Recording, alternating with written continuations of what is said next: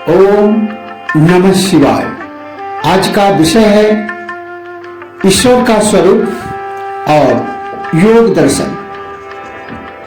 योग दर्शन समाधि पाठ सूत्र 24, 25 और 26 ईश्वर के स्वरूप को बताते हुए योग दर्शन का कहना है कि क्लेश, कर्म, विपाक और आशय, इन चारों से रहित जो पुरुष विशेष है वह ईश्वर है। सूत्र 24, क्लेश कर्म विपाकाशय रपरा मृष्ट पुरुष विशेष ईश्वर। अर्थात जो क्लेश, कर्मों के फल और कर्मों के संस्कारों के संबंध से रहित है तथा समस्त पुरुषों से उत्तम पुरुषोत्तम है, वह ईश्वर है।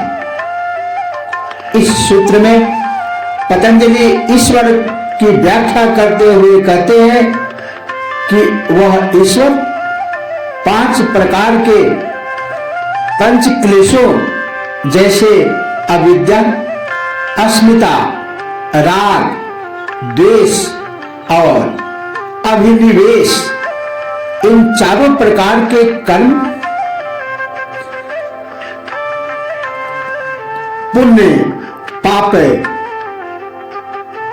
पुण्य और पाप मिश्रित तथा पुण्य पाप से रहित ये कर्म विपाक, कर्मों के फल तथा कर्मों के आशय, कर्मों के संस्कार के संबंधों से रहित है, जबकि जीव का इनसे अनादि संबंध है।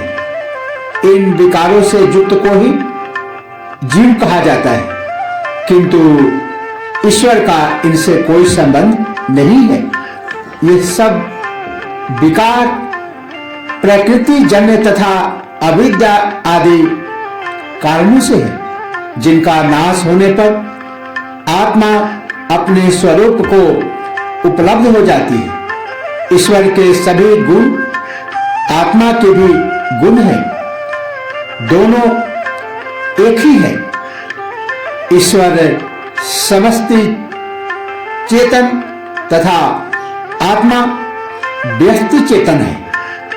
वह सभी पुरुषों में उत्तम है, इसीलिए उसे पुरुषोत्तम अथवा पुरुष विशेष कहा गया है।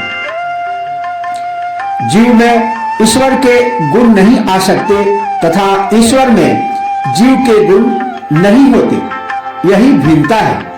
जीव स्वयं मिट जाता है तो जो शेष बचता है वह ईश्वर ही है, क्योंकि जीव में वह ईश्वर आत्मा स्वरूप में विद्यमान है। मुक्त पुरुष का भी इन प्रवृत्ति जन्य विकारों से पूर्ण संबंध रहता था, किंतु ईश्वर का तो इनसे कभी संबंध नहीं रहा, इसीलिए उसे पुरुष विशेष पुरुषोत्तम कहा गया है। सूत्र 25, तत्र निरतिशयम् सर्वज्ञ बीजम्। तत्र अर्थात उस ईश्वर में सर्वज्ञ बीजम अर्थात सर्वज्ञता का बीज, कारण अर्थात ज्ञान, निरतिशयम् निरतिशय है। अनुवाद, उस ईश्वर में सर्वज्ञता का बीज अर्थात सर्वज्ञता का ज्ञान निरतिशय है। पतंजलि इस सूत्र में बताते हैं कि इस सूत्र में ईश्वर के अनेक गुणों में सर्वज्ञता के गुण को बताया गया है कि ईश्वर सर्वज्ञ है, सृष्टि के समस्त ज्ञान का बीज उसमें विद्यमान है तथा वह निरतिशय है। उस ज्ञान से बढ़कर कोई ज्ञान नहीं है। सृष्टि का संपूर्ण ज्ञान उसी के ज्ञान की थोड़ी सी अभिव्यक्ति है। उच्च कोटि का ज्ञान उसी से आता है। इसी कारण से वेद, उपनिषद, पुराण, योग आदि के ज्ञान को ईश्वरीय ज्ञान माना जाता है। वह आता पुरुषों के माध्यम से है, किंतु उनका स्वयं का नहीं होता। समाधि की स्थिति में ईश्वर से संपर्क होने पर यह ज्ञान प्रकट होता है। इसीलिए इसे ईश्वरीय ही कहा जाता है, क्योंकि उस समय मनुष्य की बुद्धि, इंद्रियां आदि शांत हो जाती है। मनुष्य में जो थोड़ी बहुत ज्ञान शक्ति है वह उसी ईश्वर से है। यदि मनुष्य में वह ईश्वर न होता तो उसके ज्ञान का आधार ही नहीं रहता। किंतु ज्ञान प्राप्ति के बाद भी मनुष्य सर्वज्ञ नहीं हो जाता, क्योंकि जीव की अपनी सीमा है। जैसे समुद्र का जल घड़े में भरने पर उस समुद्र के जल जैसा तो है, किंतु समुद्र जैसी विशालता उसमें नहीं है। जीव और ईश्वर में यही अंतर है। इसीलिए जीव को अल्पज्ञ तथा ईश्वर को सर्वज्ञ कहा जाता है। जीव सीमित है तथा ईश्वर असीम है। सूत्र 26। पूर्वेशामपि गुरु कालेना नवच्छेदात्। अर्थात वह ईश्वर पूर्वजों का भी गुरु है, क्योंकि उसका काल से अवच्छेद नहीं है। वह अनादि है, अनंत है। ईश्वर सर्वज्ञ है, वही ज्ञान का भंडार है। सभी ज्ञान उसी से आया है। उसका काल से अवच्छेद नहीं है, क्योंकि वह अनादि है। सबका गुरु ब्रह्मा को माना जाता है, किंतु सर्ग के आरंभ में उत्पन्न होने के कारण उसका भी काल से अवच्छेद है।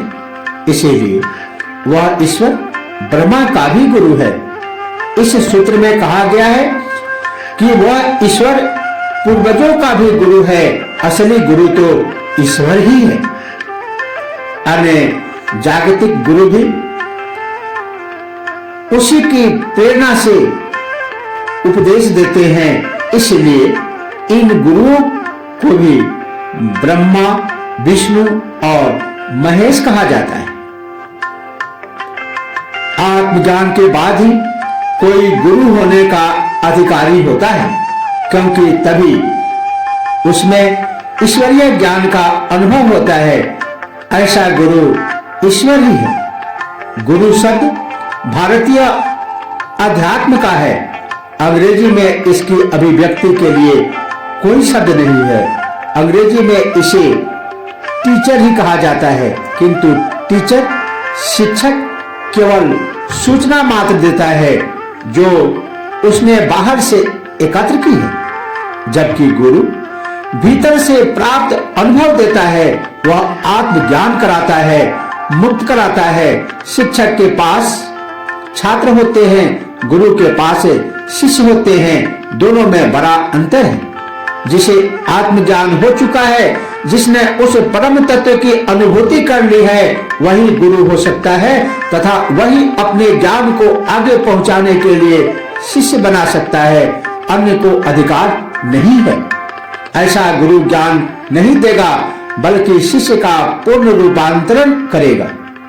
उसको द्विजन्मा बनाता है। उससे शिष्य को नया जन्म मिलेगा। ये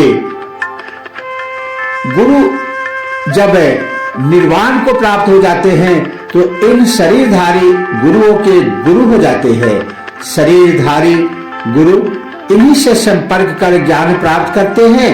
कोई भी साधक पहले इन जागतिक गुरुओं से ज्ञान लेता है, फिर वह उच्च भूमि में पहुंच जाता है। तो ये गुरु अपनी मृत्यु के बाद भी इन्हें ज्ञानोपदेश तथा प्रेरणा देते रहते हैं। थियोसॉफी में इन्हें मास्टर्स कहते हैं। जो साधक निष्ठापूर्वक किसी मार्ग पर चलता रहता है उन्हें इन अदृश्य गुरुओं का सहयोग अवश्य प्राप्त होता है। पतंजलि ऐसे ही मास्टर्स गुरुओं को पूर्वज कहते हैं जो पहले थे किंतु आज संसार में नहीं है। ईश्वर इनका भी गुरु है। आज इतना ही। शिष्य सूत्र 27 में ईश्वर के जो वाचक स्वरूप है प्रणव, उसका व्याख्यान किया जाएगा। तस्य वाचकः प्रणवः। इसी के साथ ओम नमः शिवाय। जय श्री कृष्ण।